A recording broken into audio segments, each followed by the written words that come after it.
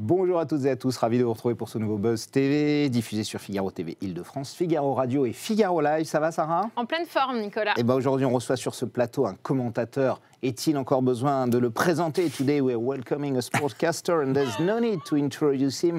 Polyglotte affirmé, il nous régale de ses interventions au bord des terrains de tennis, des pistes d'athlétisme ou des patinoires depuis plus de 35 ans. Pas besoin de figure imposée avec lui, les triples loots, double axel et autres salcos n'auront plus aucun secret pour vous. Bonjour Nelson Montfort. Bonjour Nicolas. Comment ça va? I'm fine. You speak very good English. Oh, thank you very much. I like it. D'ailleurs, à ce propos, j'ai eu une anecdote, une fois, une vidéo sur Sciences Po TV, qui était votre ancienne école, où vous expliquiez que parfois vous parliez un anglais plus basique que celui que vous pratiquez pour que les téléspectateurs comprennent. Est-ce que c'est vrai cette anecdote? Je vous le confirme. En fait, vous faites exprès de parler moins bien anglais. C'est-à-dire, je parle plus doucement. C'est ça. Ah, plus doucement. Parle pas moins bien, mais je parle plus doucement pour que, pour que le téléspectateur, pour que l'ensemble des, mais la plupart. Je connais pas exactement la statistique du nombre de téléspectateurs qui parlent anglais ou pas. Les Français sont pas terribles en anglais. Enfin, en parlant doucement. Par exemple, si je dis hello, how are you, c'est plus facile que hi, how are you. Yeah. Ah oui. Et ben voilà. How are you doing? Vous dites à la british, je sais pas, à l'américaine. Je parle de la même façon, mais je ralentis. Et puis d'ailleurs, je le fais pas seulement pour les téléspectateurs, mais également peut-être pour les sportifs qui ne sont pas non plus tous peut-être férus de la langue de Shakespeare. C'est la langue la plus internationale, mais ce n'est pas la seule. Et absolument. Voilà. Il y en a d'autres. Alors les championnats du monde de patinage artistique qui débuteront mercredi à 17h, ce sera sur France.tv, sur France 3. Ils se déroulent cette année à Montréal, dans la scène patinoire du Centre Bell. Vous serez au commentaire aux côtés d'Annick Dumont. Cette patinoire, elle est légendaire. Elle est légendaire. Ouais. C'est la patinoire de l'équipe des Canadiens de Montréal d'ailleurs. Et donc Annick Dumont et votre acolyte de toujours, Philippe Candeloro, et qui vous forme un duo. Ça fait 18 ans, je crois, c'est ça? De vie commune maintenant, tous les deux. De vie que vous ne croyez pas si bien dire. Nous sommes pacsés, j'ai l'impression. Nous avons démarré ensemble aux Jeux Olympiques de Turin 2006. Donc je vous laisse faire le. 18 ans. Voilà, exactement. Voilà. Et le mariage du feu et de la glace, ça fonctionne toujours bien? C'est exactement ça. Bon, le feu et la glace, on sait qui c'est. Vous êtes plutôt la glace, Nelson? Oui, vous vous souvenez de la série Amicalement Vôtre? Oui, c'est ça. Brett Sinclair et Danny Wilde. Bah voilà, c'est un petit peu ça. C'est un petit peu ça. C'est un petit peu ça, mais ce que je tiens à dire, c'est que voilà, effectivement, j'espère que les téléspectateurs passent de bons moments avec nous, mais voilà, c'est également, on essaie d'être le plus sérieux possible dans nos commentaires. On n'est pas là pour faire un numéro, on est là pour agrémenter le spectacle, et puis comme vous le savez, Philippe, il est des leurs. Oui. Donc c'est pas lui qui va leur tomber dessus, etc. J'ai l'impression que de commenter le patinage avec Philippe, ça serait peut-être un petit peu comme commenter la voile avec Kersozon. C'est-à-dire que c'est le mythe absolu. Voilà, mais en même temps, ça reste le plus. Voilà, c'est amusant dans la forme, mais c'est sérieux le sur plus le fond. Légitime aussi. Voilà. Effectivement. On va poursuivre cet entretien dans un instant. On va bien sûr parler du patinage artistique. On parlera aussi des JO. Ce sera après les news médias de Sarah Lecoeuvre.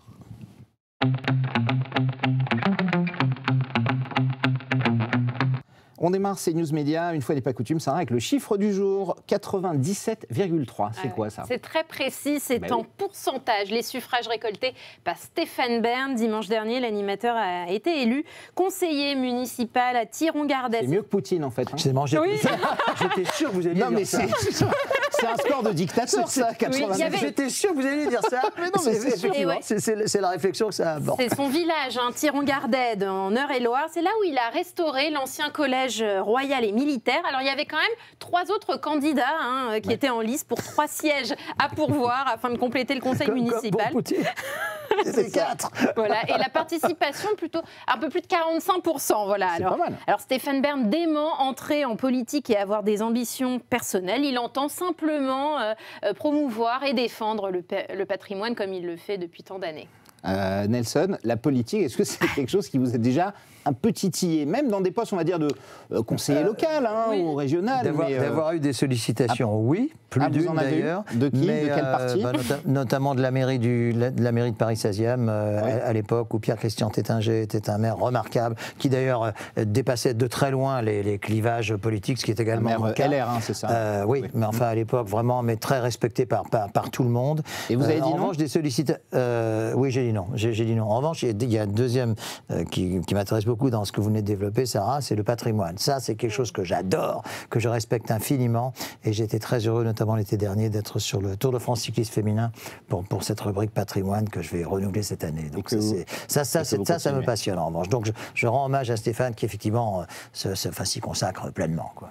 On continue CNews Média, Sarah, avec des journalistes de BFM qui ont été contrôlés en plein direct par la police russe. Et oui, Jérémy Normand, envoyé spécial à Moscou pour couvrir la réélection de Vladimir Poutine, a témoigné de la difficulté sur place d'exercer son métier librement.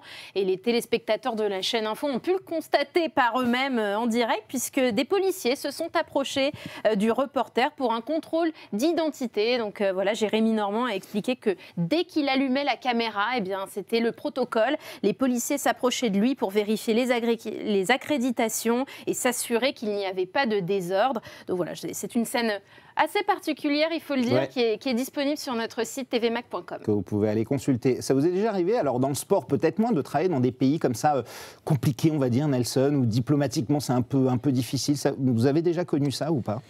C'est-à-dire que quand on est dans le sport, on est souvent confronté à une sécurité accrue, notamment lorsqu'approchent les Jeux Olympiques, et je pense que l'été prochain ne va pas faire exception à ça. Maintenant, des considérations d'ordre politique, comme à l'évidence c'est le cas là, non, je n'ai pas ce souvenir-là. Je suis en train d'essayer de me souvenir des territoires de guerre où j'aurais pu me rendre, mais non, je n'en ai pas. En tout cas, si ça a eu lieu, c'était très discret. Peut-être qu'en Chine, aux Jeux Olympiques de Pékin 2008, peut-être que là, y avait-il eu des contrôles, y compris aux Jeux Olympiques, là, les derniers Jeux d'hiver, mais eux, cela a été complètement, je dirais, presque tyrannisé par la crise sanitaire. Plus personne ne pouvait sortir, etc. Mais donc, c'était des contrôles de loin, on va dire. Mais pas de policiers venant à côté de moi, non. Terminé pour les news, Sarah? Les news médias sont terminés pour aujourd'hui. Il y en aura d'autres, évidemment, dès demain. Place au grand entretien du Buzz TV. Nous sommes avec Nelson Montfort.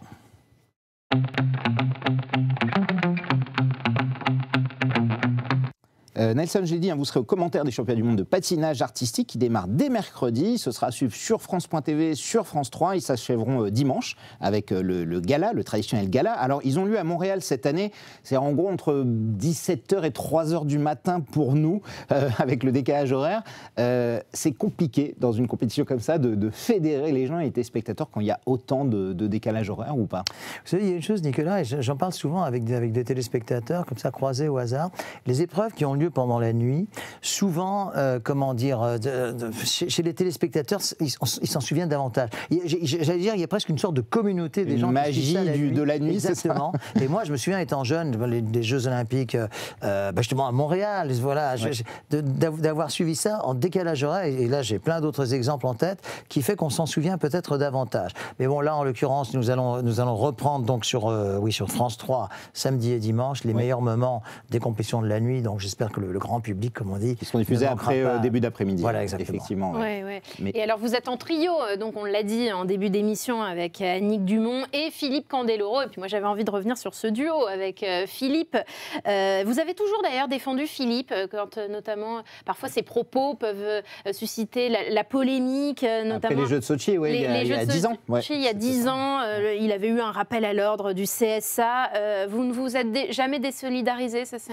Jamais, parce que je le connais, c'est ce que j'ai dit il y a quelques minutes avec Carsozon, si vous voulez, il est des leurs, donc à partir de là, jamais il ne va avoir un propos désobligeant sur un patineur ou sur une patineuse. Maintenant, c'est vrai qu'il a son style, devrais-je dire, il avait son style, parce qu'aujourd'hui, vous l'avez sûrement constaté, il s'est considérablement, je ne vais pas dire calmé, assagi un peu, assagi, etc., parce qu'aujourd'hui, le moindre propos, donc ce qui veut dire qu'on a transformé, presque sans le savoir, mais c'est venu très naturellement, on se taquine nous-mêmes. Et à partir de là... À l'antenne. Ah non, à l'antenne. Ah oui, mais vous vous vannez entre vous. Voilà, exactement. Et là, ça passe très bien. Ça passe très, très vous aviez dit d'ailleurs, je crois que c'était Gala ou Voici l'an dernier, que Philippe avait beaucoup changé depuis le drame de Dropt, où ses amis étaient morts en direct sous ses yeux, Camille Muffat, Florence Artaud et Alexis Vastine. C'est un vrai constat que vous avez fait avec Philippe. Depuis ce jour-là, il y a quelque chose qui a changé en lui. Je ne veux pas trop développer, parce que ce sont des propos assez intimes qu'il m'a livrés, mais oui, je pense qu'il a considérablement changé ce jour-là, qu'il s'est senti vraiment père de famille, ce qu'il était, ce qu'il est encore davantage. Et voilà, et puis aujourd'hui, comment dire, il a 52 ou 53 ans, c'est plus un gamin, Titi parisien, c'est fini tout ça. Donc voilà, c'est devenu d'un co-commentateur, c'est devenu un ami et peut-être même un petit frère. Et lui, je pense, dirait la même chose. D'ailleurs, nous préparons une pièce de théâtre ensemble, comme vous le savez. C'est vrai. Vous le savez probablement. C'est vraiment inséparable. Oui, absolument. Et un petit mot sur nos chances françaises lors de cette compétition. On peut parler peut-être de l'incroyable Adam. J'ai peur d'écorcher son nom. Siam Imfa. Bravo. Voilà. Bravo Nicolas, double champion. Ma femme regarde beaucoup le patinage artistique, donc j'ai appris. C'est pour ça que vous maîtrisez. Double champion d'Europe en titre. Oui. On a des grandes chances cette année. Je ne veux pas lui porter la poisse, mais je pense que ses chances sont réelles. En tout cas, bon, évidemment, là, d'un championnat d'Europe à un championnat du monde, c'est pas la même chose. Hein. Il y a les Américains, non, j'allais dire. Pas les Russes, oui. J'allais dire les Russes, oui. Ma langue a fourché. Mais ce qu'il y a, c'est que le patinage sans les Russes, c'est un petit peu le boss TV du Figaro sans Nicolas et Sarah. Il y a quelque chose qui c'est une bonne référence. Donc, tout à fait. Donc, c'est vrai que très objectivement, c'est ça. Mais ça laisse plus de chances ouvertes, oui, évidemment. Ouais. Maintenant, je ne pense pas que Siam Imfa souhaite profiter, entre guillemets, de l'absence de Russes. Enfin, c'est un fait. Donc, mais il a une vraie chance de médaille quand même. Même si. Alors, ses chances de médaille d'or, je ne sais pas, mais ses chances de médaille sont réelles. De podium, ouais. Et les autres. C'est ce que je lui souhaite parce que c'est vraiment un garçon très sympa, c'est un remarquable patineur, patineur courageux et assez régulier. Donc oui, je pense que ça peut bien se passer. Alors, vous l'avez dit, comme l'an dernier, les Russes et les Biélorusses notamment ont été bannis de la compétition en raison de la guerre en Ukraine, ce qui effectivement laisse un peu plus de chance aux Français quand on connaît leur niveau de patinage. Pour vous, c'est logique que les acteurs russes et biélorusses soient bannis de cette compétition? Il y a une chose qui me gêne, si vous voulez, Nicolas, c'est que c'est 2 poids, 2 mesures. Moi, si on prend une décision, quel que soit le bien fondé de cette décision, on va jusqu'au bout. Et dans ce cas-là, il faut juste m'expliquer pourquoi Medvedev, joueur de tennis numéro 2 mondial, est autorisé sur tous les tournois et que les patineurs n'y soient pas. Là, je ne le comprends pas. Alors qu'en foot, les clubs russes ont été bannis de la Coupe d'Europe et en Formule 1 également. C'est 2 poids, 2 mesures. Je n'ai pas l'explication. J'ai toujours cherché depuis mon plus jeune âge à comprendre le pourquoi des choses, mais là, je ne le comprends pas et vous non plus, à l'évidence. Mais c'est quoi? C'est chaque fédération choisit en fait ou pas? Honnêtement, Nicolas, je ne le sais pas. Daniil Medvedev, c'est pas n'importe quel joueur de tennis, c'est le numéro 2 mondial. On a peur que Poutine s'en serve comme un outil de propagande, de communication. C'est la même chose, si je peux me permettre cette parenthèse, c'est la même chose pour tous les artistes, les danseurs, les chanteurs, les pianistes, les musiciens, etc., qui sont souvent très jeunes. Les danseurs, c'est pas à 50 ans qu'ils vont faire leur carrière, c'est maintenant, c'est à 18, 20 ans, etc. Et c'est vrai que, voilà, ils ne sont pour rien dans ce qui se passe là-bas. Alors, je ne vais pas trop développer là-dessus, mais s'il y a une décision, je me répète un peu, mais s'il y a une décision, quel que soit son bien fondé, qu'on aille au bout, mais pas qu'on fasse, tiens, lui oui, lui non. Là, c'est illogique. Mais il n'y a pas une fédération mondiale du sport véritablement qui pourrait prendre la décision, hélas. Mais les athlètes russes, de ce que j'ai compris, de ce que vous avez compris aussi, seront autorisés à venir au JO de Paris sous bannière neutre, oui, même si on sait que c'est des Russes. Le sport apolitique, ça n'a jamais fait bon ménage, Nelson. Vous qui suivez depuis des années, non? Vous avez jamais exact. Ça a commencé depuis... je pense que la première fois, c'était aux Jeux de Berlin 36, et puis après, ça s'est poursuivi... les boycotts, avec Los Angeles, Moscou. Voilà, exactement, Et Munich 72, il y a eu ce terrible drame contre les athlètes israéliens. Malheureusement, et plus l'événement de sport est important, et les Jeux Olympiques, c'est vraiment le maximum, plus cette sensibilité joue, bien sûr. Et vous pensez que si un athlète russe fait une grosse performance au JO à Paris, Vladimir Poutine s'en servira parce que le sport c'est très puissant comme outil de propagande, non? Vous qui le suivez depuis des années. Oui, il y a une résonance mondiale. Oui, c'est une résonance mondiale, oui. Oui, s'il faut répondre par oui ou par non à votre question. Non, mais en fait, c'est ça, effectivement. Je vais répondre oui. Maintenant, d'un autre côté, si un athlète russe, et je pense que statistiquement, ils vont sûrement remporter pas mal de médailles d'or, donc c'est pas l'hymne national russe qu'on entendra, c'est le concerto de Tchaïkovski qui, au demeurant, est magnifique. Donc, qui représente pas mal l'argument. Ce n'est pas l'hymne russe. Tout ceci est quand même un peu flou, si vous voulez. Et voilà. À moins que d'ici là, mais enfin, j'en doute, à moins que d'ici là, la guerre guerre en Ukraine se termine par un cessez-le-feu général, ça serait vraiment la plus belle... Ouais, on ne sait jamais. Voilà. Comme vous dites, on ne sait jamais. Comme vous dites, on ne sait jamais. Bon, en tout cas, avec vous, Nelson, le sport et la politique, ça fait bon ménage. Vous avez commencé, on l'a dit, à Sciences Po Paris. C'est là que vous avez fait vos études. Vous connaissez actuellement quelques zones de turbulence. Ah bah oui, on va en parler. Ouais. Vous êtes attaché à cette école. Hein. Vous êtes diplômé de l'année 1976. Hein, Très, et je ne reconnais plus mon école aujourd'hui. Et ça me fait énormément de peine. Ah ouais. Vous y avez rencontré aussi votre femme, hein, Dominique, sur les bancs de l'école. C'est exact. Et justement, toutes ces polémiques... Toutes ces raisons-là... Pardon. Alors, non, allez-y, Nelson. Non, mais c'est pour toutes ces raisons-là que c'est une école qui m'est très chère. C'est quand même une école d'excellence. C'est quand même une école où à l'époque, et même par la suite, parce que j'ai parfois donné des cours à l'école de journalisme qui n'existait pas à l'époque, mais qui existe aujourd'hui, il y avait une ambiance de camaraderie. Il y a une association d'anciens alumni, comme on dit, présidée par Pascal Perrineau, que vous connaissez. Voilà, il n'y a que des atouts. J'ai participé à des concours d'éloquence également, enfin, comme juré, donc faisant partie d'un jury de concours d'éloquence. Tout ceci, j'ai gardé le lien avec cette école. Donc voilà, oui, je pense que c'est une école pour la vie, je pense. Alors, il y a eu la démission du directeur, Mathias Vichra, qui est empêtré évidemment dans des affaires de violence conjugale, donc qui n'ont rien à voir avec l'école. Et puis, ces militants pro-palestiniens qui ont intégré l'amphithéâtre et interdit l'entrée aux étudiants juifs. Est-ce que cet amphithéâtre, c'est l'amphithéâtre Émile Boutmy, qui est l'amphithéâtre iconique de Sciences Po. C'est là où les professeurs, c'était Raymond Barre, c'était Maurice Duverger, c'était des gens énormes. C'était le doyen Jacques Vedel, etc. Il y a eu dans cet amphithéâtre, sans parler des intervenants extérieurs comme Jacques Attali, etc.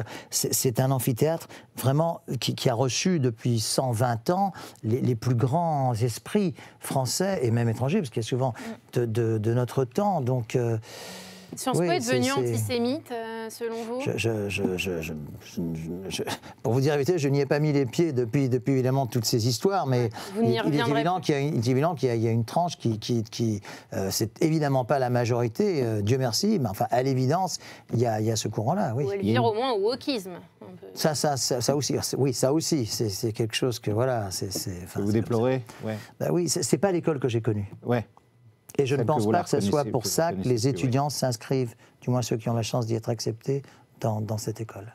Qu'est-ce qu'il faudrait faire ? Moi, je ne garde que des souvenirs merveilleux de cette école. Qu'est-ce qu'il faudrait faire pour changer un nouveau directeur, des nouveaux profs ? C'est difficile. On voit dans la société américaine qui a toujours un peu d'avance sur nous, puisque vous connaissez bien ce pays. On voit que dans les facs, en ce moment, aux États-Unis, c'est. De toute façon, le wokisme, si on parle de ça, c'est venu d'Amérique, n'est-ce pas ? Bien sûr. Voilà, donc ça a franchi l'Atlantique. Donc, y aura-t-il une marche arrière ? Ce que je souhaite, nous verrons.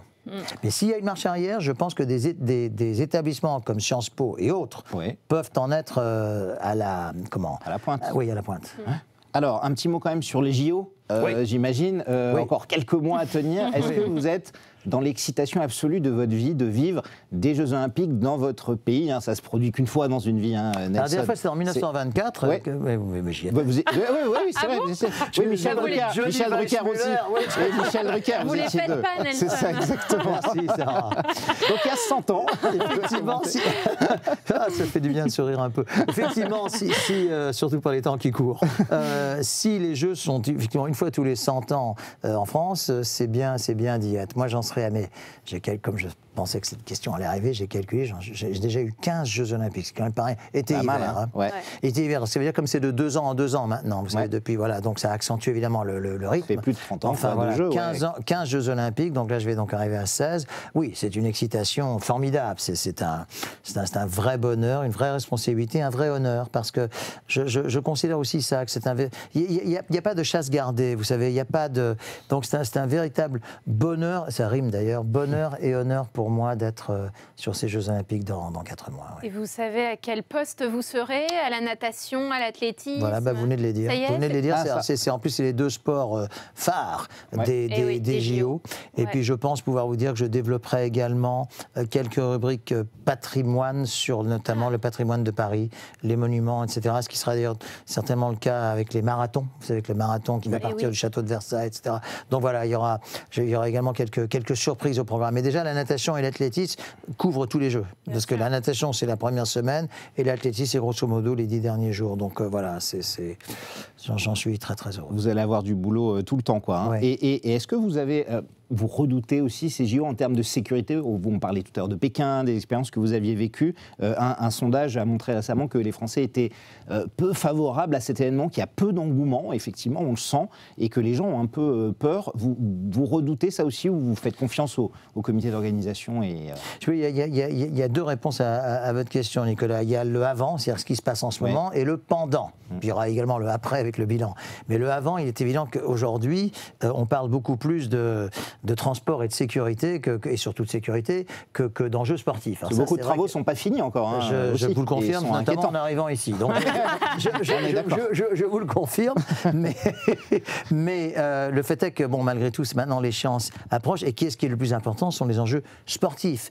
Alors je pense qu'une fois que ces Jeux démarreront, et j'espère quand même un petit peu avant, ça sera cette fête que tout le monde attend. Maintenant, il y a une chose que je ne suis pas ici pour faire la langue de bois, mais il y a une chose que je déplore vivement, et j'aimerais aussi là avoir l'explication.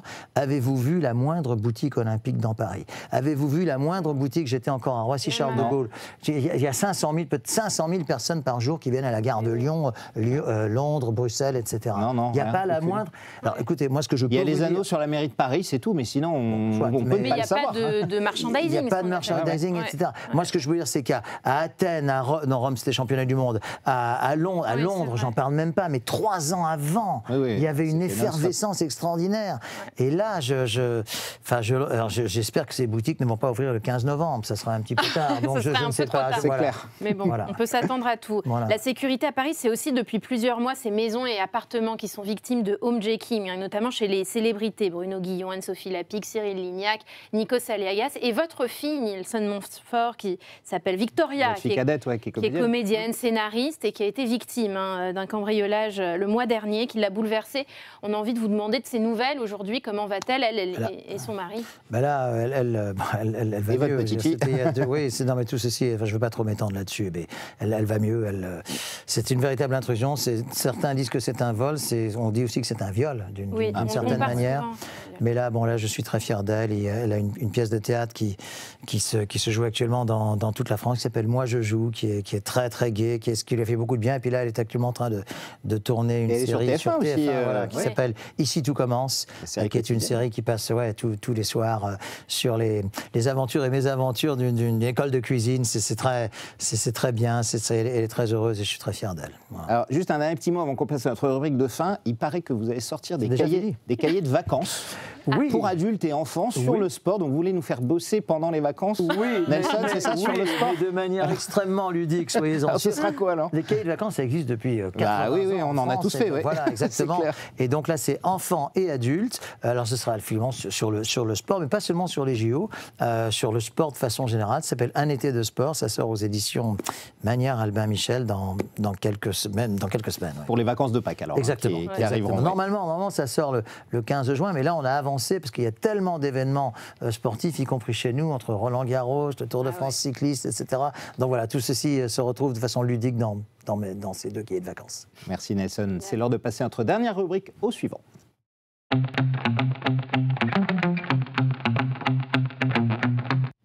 Nous recevions hier sur ce plateau la psychologue Estelle Dossin de l'émission Mariée au premier regard. Je sais que vous êtes fan, Sarah, et que vous ne ratez jamais cette émission sur M6. Et Estelle Dossin... Un soupçon d'ironie. Il se moque de moi tout le temps, mais c'est pas grave. Je suis également forcé de regarder chez moi, parce que tout le monde regarde ça à la maison. Donc, effectivement. Estelle Dossin a une question pour vous, Nelson. Je vous propose de l'écouter et d'y répondre juste ensuite. Nelson, I have a question for you. Are you ready for the Olympic Games? Elle parle bien anglais. She speaks perfectly. Yes, I'm totally ready for the Olympic Games that I hope that you will follow on our different channels. Je suis totalement prêt pour ces Jeux Olympiques. J'espère que vous les suivrez sur nos différentes chaînes parce que d'invitation pour les JO, en fait, moi, j'en ai pas. Je ne sais pas si vous en avez, mais moi, j'en ai pas. Donc, avis à tous ceux qui se réveillent et qui m'ont pas vu depuis 4 ans, j'en ai pas. Voilà, et ce sont vos derniers JO ou pas, Nelson? Alors, je ne me mets pas dans cette perspective-là. Ce seront sans doute mes derniers dans cette configuration, voilà.